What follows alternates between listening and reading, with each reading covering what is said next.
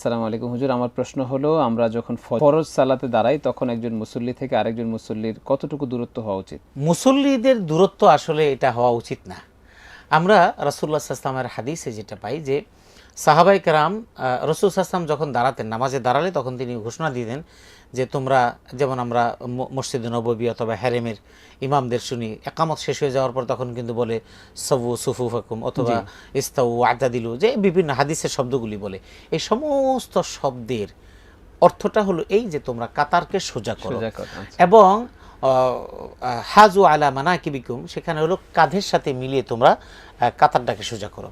এ ব্যাপারে বেশ কিছু হাদিসের বর্ণনা আছে, সেখানে বলা হয়েছে, হাদিসের বর্ণনাকারী বলছেন যে আমাদেরকে কাতারগুলি কেমনভাবে সোজা করতো যে হাতে যে তরবারি ছিল, তরবারি দিয়ে এমন করে এভাবে যাতে করে কোনো বাঁকা হয়ে না যায়। এক, দুই নম্বর কথা হলো কাঁধের সাথে কাঁধ মিলিয়ে পায়ের সাথে পা মিলিয়ে, অর্থাৎ আমাদের দুইজনের মাঝখানে ব্যাপক কোনো ফাঁকা থাকবে না, অর্থাৎ আমরা গায়ের সাথে গা মিলে আমরা দাঁড়াবো। এটা হলো মূলত সুন্নাহ। এরপরে একজনের থেকে একজনের দূরত্বের যে বিষয়টা, এটা হলো করোনাকালীন সময়ে এটা সৃষ্টি করা হয়েছে।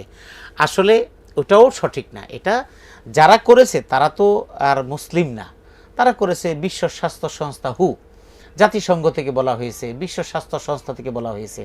তারা তো কেউ ইহুদি কেউ খ্রিস্টান, তারা রোগ নিরাময় থেকে তারা বলেছেন। কিন্তু আসলে রোগ নিরাময় কি আপনার গা থেকে আমার গায়ে আসে?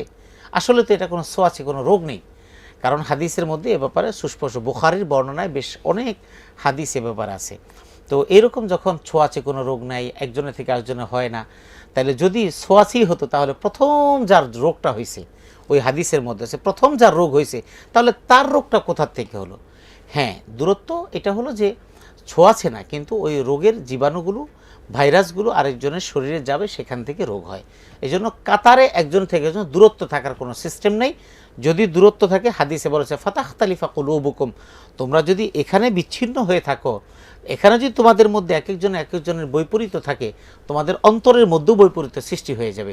এই জন্য কাতারের মধ্যে কোনো দূরত্ব না, বরং গায়ে গায়ে মিশে মিশে কাঁধের সাথে কাঁধ মিলিয়ে পায়ের সাথে পা মিলিয়ে আমরা কাতার সোজা করে দাঁড়াবো। এটাই হলো রাসূলুল্লাহর সুন্নাহ। হেভেন টিভি, জান্নাতি আহ্বানী প্রতিক্ষণ।